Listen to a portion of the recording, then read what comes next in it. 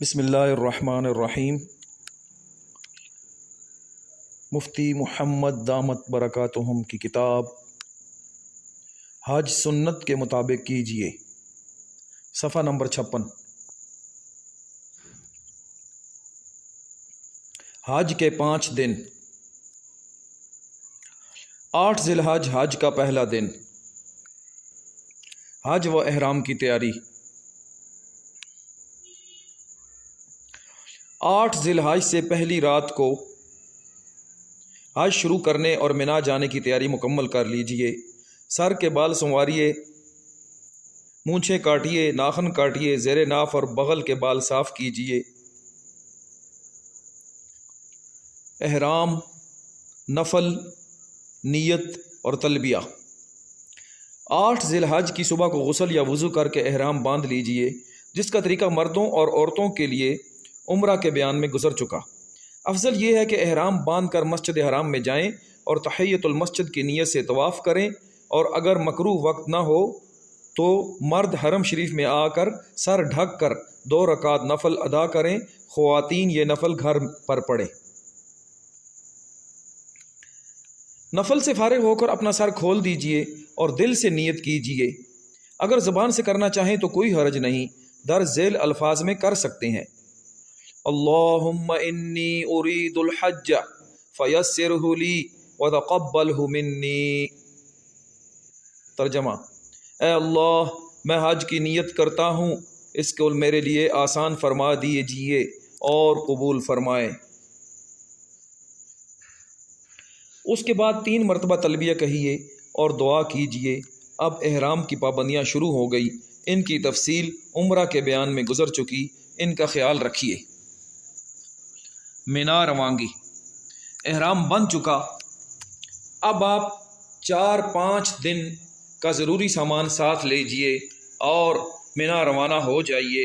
منا جانے کے لیے معلم کی طرف سے گاڑیوں کا انتظام بھی ہوتا ہے، مگر عموماً ہجوم زیادہ ہونے کی وجہ سے گاڑیوں پر جانے میں وقت بہت صرف ہوتا ہے اور گاڑیوں پر بیٹھے بیٹھے لوگ تنگ ہو جاتے ہیں۔ منا مکہ مکرمہ سے تقریباً 3 میل کے فاصلے پر ہے اور پیدل جانا بھی کچھ مشکل نہیں۔ اگر ہمت کریں تو بہتر یہی ہے کہ پیدل جائیں۔ راستہ بھر زیادہ سے زیادہ تلبیہ اور ذکر جاری رکھیے۔ منا میں 8 ذی الحج کو منا میں آپ کو کوئی خاص کام نہیں کرنا ہے۔ 8 ذی الحج کا دن اور اس کے بعد آنے والی رات یہاں گزارنا ہی بس ایک عمل ہے۔ نمازوں کے وقت پر نمازیں باجماعت پڑھنے کا اہتمام کیجیے، دعائیں کیجیے، حج کے مسائل کی کتابیں سنتے سناتے رہیے، علماء سے سیکھنے کا اہتمام کیجیے اور دوسروں کو بھی اعمال خیر کی ترغیب دیجیے۔ 9 ذی الحج کی فجر سے 13 ذی الحج کی عصر تک ہر نماز کے بعد 1 مرتبہ تکبیر تشریق کہنا واجب ہے۔ مرد بآواز بلند اور خواتین آہستہ کہنے کا اہتمام کریں۔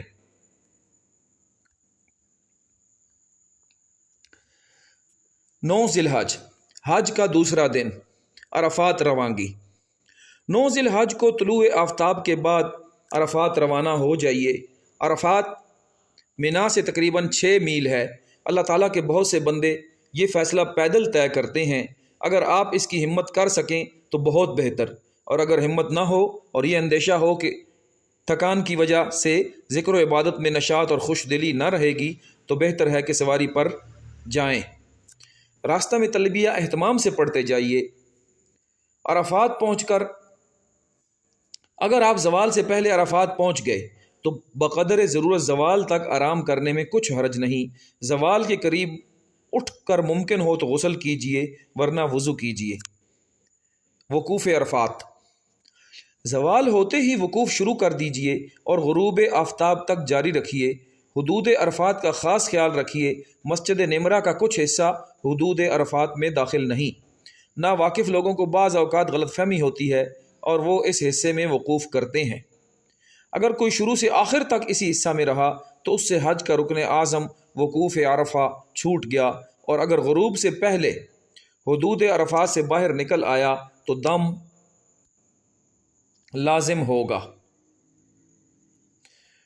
وقوف عرفہ کے دوران تلبیہ پڑھنے، توبہ و استغفار، دعا و ذکر و مسنون، لا الہ الا اللہ وحدہ لا شریک لہ لہ الملک ولہ الحمد یحیی و یمیت وہو حی لا یموت وہو علی کل شیء قدیر پڑھنے اور الحاح و زاری میں وقت گزاریے۔ مسئلہ: وقوف کھڑے ہو کر کرنا افضل ہے اور بیٹھ کر بھی جائز ہے۔ ظہر و عصر کی نماز۔ عرفات کی مسجد نمرہ میں ظہر و عصر کی نماز ظہر کے وقت میں ایک ساتھ با جماعت ادا کی جاتی ہے، مگر بعض اوقات ائمہ حضرات مسافر نہ ہونے کے باوجود قصر کرتے ہیں، یعنی 2 رکعات پڑھتے ہیں، جو حنفیہ کے نزدیک جائز نہیں۔ اس لیے آپ ظہر کی نماز ظہر کے وقت میں اور عصر کی نماز عصر کے وقت میں اذان و تکبیر کے ساتھ الگ با جماعت ادا کیجیے۔ مزدلفہ روانگی۔ غروب آفتاب کے بعد مغرب کی نماز پڑھے بغیر تلبیہ کہتے ہوئے اور ذکر کرتے ہوئے مزدلفہ روانہ ہو جائیں۔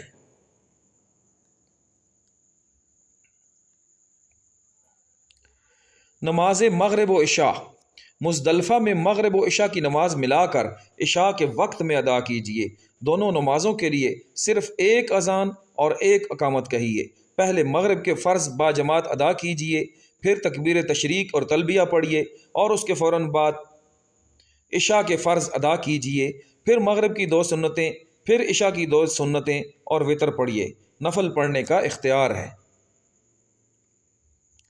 مسئلہ: اگر کوئی مزدلفہ پہنچنے سے پہلے راستہ ہی میں مغرب کی نماز پڑھ لے تو اس کی نماز نہ ہوگی، مزدلفہ پہنچ کر اس کا اعادہ واجب ہوگا۔ یہ بڑی مبارک اور فضیلت والی رات ہے، اس میں زیادہ سے زیادہ ذکر و تلاوت، تلبیہ و دعا کا اہتمام کیجیے، ضرورت ہو تو کچھ آرام بھی کر لیجیے۔ 10 ذی الحجہ، حج کا تیسرا دن۔ نماز فجر اور وقوف۔ صبح صادق ہونے پر اذان دے کر سنتیں پڑھ کر فجر کی نماز اول وقت میں با جماعت ادا کیجیے اور پھر وقوف کیجیے، یعنی سورج نکلنے کے قریب تک تسبیح و تقدیس، تکبیر و تحلیل، حمد و ثناء اور دعا و استغفار میں مشغول رہیے۔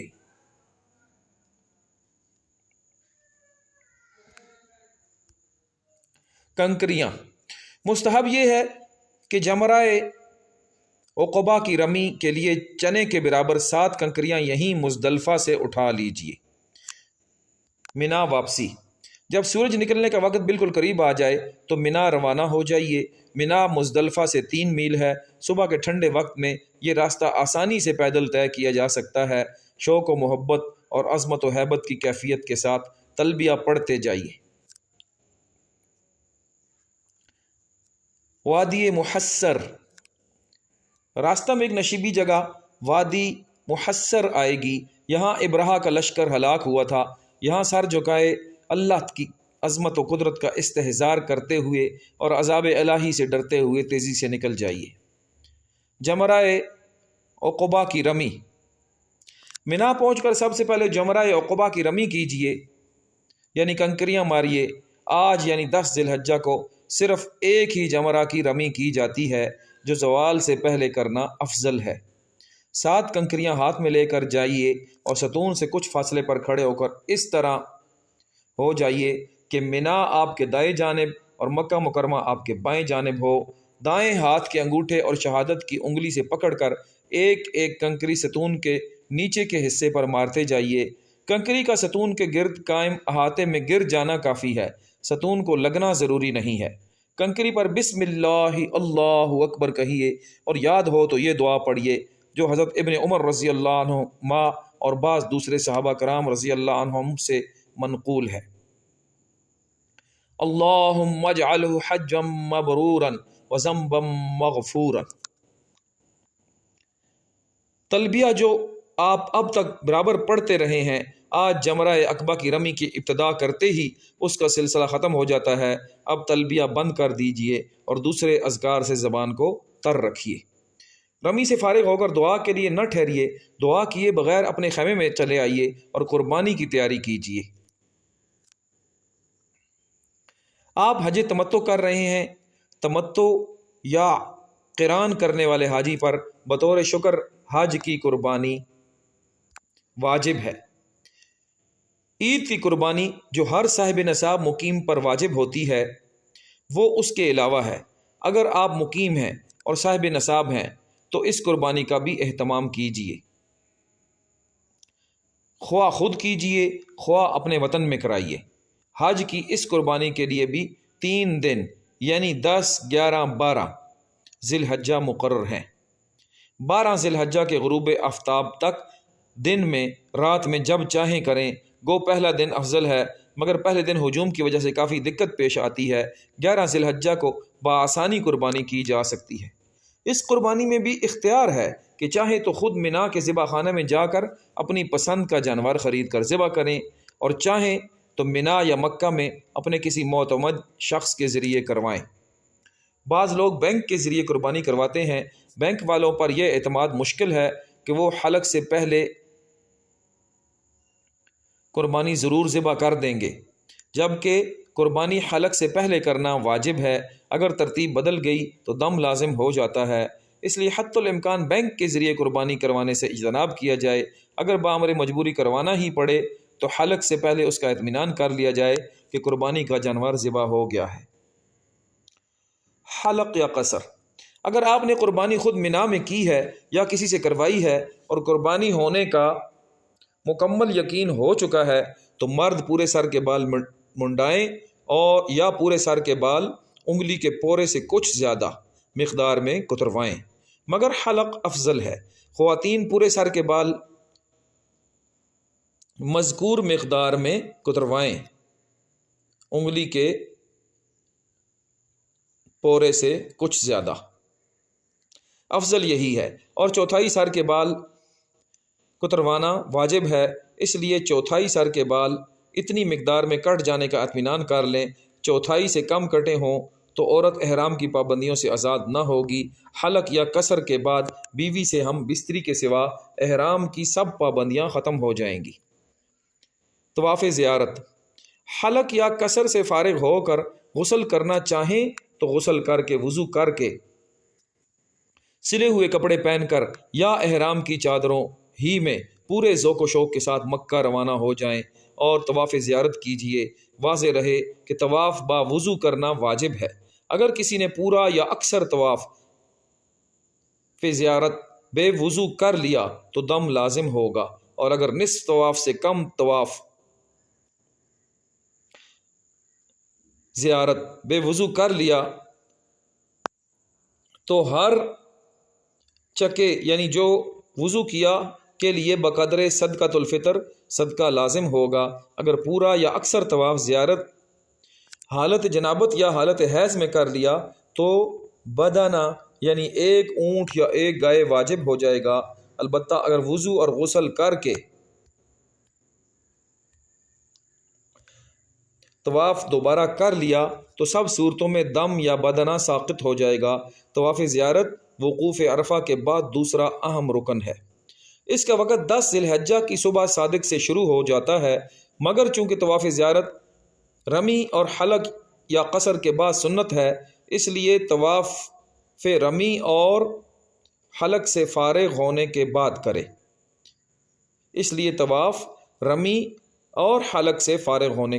کرے۔ اگر پہلے کر لیا تو خلاف سنت کیا۔ طواف زیارت کا آخری وقت 12 ذی الحجہ کی غروب آفتاب تک ہے۔ اگرچہ افضل یہی ہے کہ آج 10 ذی الحجہ ہی کو کر لیا جائے۔ اگر 10 ذی الحجہ کو تکان اور ہجوم کی وجہ سے مشکل ہو تو 11 یا 12 ذی الحجہ کو کرنے میں بھی کوئی حرج نہیں، یعنی طواف زیارت۔ طواف زیارت کا طریقہ وہی ہے جو عمرہ کے بیان میں تفصیل سے گزر چکا۔ چونکہ اس طواف کے بعد آپ کو سعی بھی کرنی ہے، اس لیے اس میں پہلے 3 چکروں میں رمل کیجئے۔ اگر سلے ہوئے کپڑے پہنے ہوں تو اضطباع یعنی دایاں کندھا کھلا رکھنا نہیں ہوگا۔ اگر سلے ہوئے کپڑے پہنے ہوں تو اضطباع یعنی دایاں کندھا کھلا رکھنا نہیں ہوگا۔ احرام کی چادروں میں طواف کر رہے ہوں تو اضطباع بھی کیجیے۔ سعی: طواف اور اس کے متعلقات یعنی 2 رکعت نماز طواف، ملتزم پر دعا، زمزم پینے اور دعا مانگنے سے فارغ ہو کر پھر حجر اسود کا استلام یا اشارہ کر کے صفا و مروہ کی سعی کیجیے۔ سعی کا وہی طریقہ ہے جو عمرہ کی سعی کے بیان میں گزر چکا۔ سعی سے فارغ ہو کر منا واپس آ جائیے اور رات منا ہی میں گزاریں۔ مسئلہ: اگرچہ افضل یہی ہے کہ سعی طواف زیارت کے بعد ہی کیا جائے، لیکن اگر کوئی طواف قدوم کے بعد سعی کرے یا عمرہ سے فارغ ہو کر کوئی نفل طواف کرنے کے بعد سعی کر لے تو بھی جائز ہے۔ اب طواف زیارت کے بعد نہ سعی کرے گا اور نہ اس طواف میں رمل و استباع کرے گا، البتہ ایسے طواف قدوم یا نفلی طواف میں رمل و استباع کرنا چاہیے۔ اگر قصداً یا بھول کر نہیں کیا تھا تو بھی اب طواف زیارت میں رمل و استباع نہ کرے۔ 11 ذی الحج، حج کا چوتھا دن، جمرات کی رمی۔ 11 ذی الحجہ کو زوال کے بعد تینوں جمرات، جمرہ اولا، جمرہ وسطیٰ اور جمرہ عقبہ پر بالترتیب 7 کنکریاں ماریے۔ یہ رمی زوال کے بعد غروب آفتاب سے پہلے سنت ہے، مگر ہجوم کی وجہ سے بوڑھوں، بیماروں اور خواتین کو شدید مشقت یا جان جانے کا اندیشہ ہو تو رات میں بھی رمی کر سکتے ہیں، بلکہ جان جانے کے خطرہ سے جوانوں کے لیے بھی تاخیر کرنے میں کوئی کراہت نہیں۔ دعا: جمرہ اولا اور جمرہ وسطیٰ کی رمی سے فارغ ہو کر ذرا آگے بڑھ کر ایک طرف ہو کر قبلہ رو کھڑے ہو کر خوب دعا مانگیے۔ اس موقع پر قبولیت دعا کی خاص امید ہے، مگر جمرہ عقبہ پر رمی کے بعد دعا نہیں ہے۔ دعا کیے بغیر اپنے مقام پر واپس آ جائیے۔ 12 ذی الحجہ، حج کا 5واں دن، جمرات کی رمی۔ زوال کے بعد غروب آفتاب سے پہلے تینوں جمرات پر 7 کنکریاں ماریے۔ اس میں وہی تفصیل پیش نظر رکھیے جو اوپر 11 ذی الحجہ کے بیان میں گزری۔ قیام کا اختیار اور رمی۔ 12 ذی الحجہ کی رمی کے بعد آپ کو اختیار ہے خواہ منا میں قیام کریں یا مکہ مکرمہ واپس آ جائیں۔ اگرچہ افضل یہی ہے کہ قیام کریں اور 13 ذی الحجہ کی رمی کر کے مکہ واپس آئیں، لیکن اگر آپ کو 13 ذی الحجہ کی صبح منا ہی میں ہو گئی تو یہ رمی بھی واجب ہو جائے گی۔ زوال کے بعد رمی کر کے واپس آنا ہوگا۔ مکہ معظمہ کا قیام۔ حج سے فارغ ہو کر اگر کچھ روز مکہ مکرمہ میں قیام کا موقع مل جائے تو اسے بہت بڑی نعمت جانیے اور اس کی قدر کیجیے۔ دن رات میں جس قدر ہو سکے نفلی طواف کیجیے، اپنے والدین کی طرف سے، اپنے اساتذہ اور خاص محبین و محسنین کی طرف سے۔ جس بیت اللہ کی طرف منہ کر کے غائبانہ نمازیں اب تک پڑھتے رہے اور آئندہ بھی پڑھتے رہیں گے، اس کے بالکل سامنے اور اس کی دیواروں کے نیچے کھڑے ہو کر نمازیں پڑھیے۔ عمر بھر کی حسرت نکال لیجئے۔ کسی کو تکلیف پہنچائے بغیر ممکن ہو تو حجر اسود کو بوسہ دیجئے۔ ملتزم سے چمٹ کر آنسو بہا کر اپنے رب سے دنیا اور آخرت کی کامیابی، امت مسلمہ کی عظمت رفتہ کی بحالی، مجاہدین کی فتح اور پورے عالم میں غلبہ اسلام کی دعائیں مانگیے۔ دوسروں کو بھی جہاد و اعمال خیر کی دعوت دیجیے۔ مسجد حرام میں بیٹھ کر وقتاً فوقتاً اللہ کے اس مقدس گھر کو عظمت و محبت کی نظروں سے دیکھیے۔ یہ سب وہ بہاریں ہیں جو مکہ معظمہ سے چلے جانے کے بعد آپ کو نصیب نہ ہو سکیں گی، اس لیے اس موقع کو غنیمت سمجھیے اور اللہ تعالیٰ کی رحمتوں برکتوں کو جس قدر ہو سکے لوٹیے۔ طواف وداع۔ اللہ تعالیٰ کا شکر ادا کیجیے کہ اس نے آپ کا حج مکمل کرا دیا۔ اب حج کے اعمال سے کوئی عمل باقی نہیں رہا، بس اتنا عمل باقی ہے جب آپ مکہ معظمہ سے رخصت ہونے لگیں تو ایک رخصتی طواف کر کے جائیں۔ اسے طواف وداع کہتے ہیں اور یہ بیرونی حاجیوں کے لیے واجب ہے اور اس کا طریقہ عام نفل طواف کی طرح ہے، نہ اس میں ازدباع اور عمل ہے نہ اس کے بعد سعی ہے۔ اگر کسی نے طواف زیارت کے بعد کوئی نفل طواف کر لیا اور طواف وداع کیے بغیر ہی وہ مکہ معظمہ سے رخصت ہو گیا تو یہ نفلی طواف ہی طواف وداع کے قائم مقام ہو جاتا ہے۔ تاہم بہتر یہی ہے روانگی سے پہلے وداع اور رخصت کی نیت سے مستقل طواف کیا جائے طواف وداع کے وقت فطری طور پر آپ کو یہ خیال آئے گا بیت اللہ جو اللہ تعالیٰ کی خاص تجلی گاہ ہے، عمر بھر کی تمناؤں کے بعد یہاں پہنچنا نصیب ہوا ہے، اب اس سے رخصت ہو رہے ہیں، آئندہ نہ معلوم یہ سعادت میسر آئے گی یا نہیں۔ بس اسی دل سوزی اور حسرت کے ساتھ طواف کیجئے۔ اگر مکروہ وقت نہ ہو تو 2 گانا ادا کیجئے، یعنی 2 نفل۔ طواف سے فارغ ہو کر جی بھر کے زمزم پیجئے، پھر ملتزم پر آئیے، اور کسی کو تکلیف پہنچائے بغیر موقع ہو تو وداع اور رخصت ہی کی نیت سے اس سے لپٹ لپٹ کر خوب روئیے، آہوزاری کیجئے، اپنے رب سے حج کی مقبولیت مانگیے، مغفرت مانگیے، اللہ کی رضا مانگیے، اپنے لیے، اپنے والدین، اساتذہ، مشائخ اور پوری امت کے لیے مانگیے، بلک بلک کر مانگیے۔ مسجد حرام و بیت اللہ کے آداب و حقوق کے بارے میں جو کوتاہیاں ہوئیں ان کی معافی مانگیے، اور سنت کے مطابق احرام سے نکلیے۔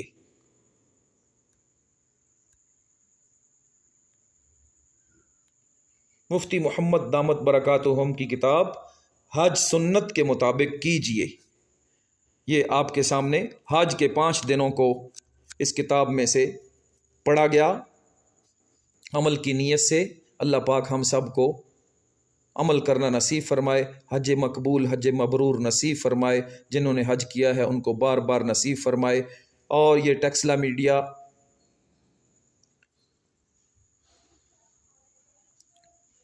چینل اور محمد یعقوب UETT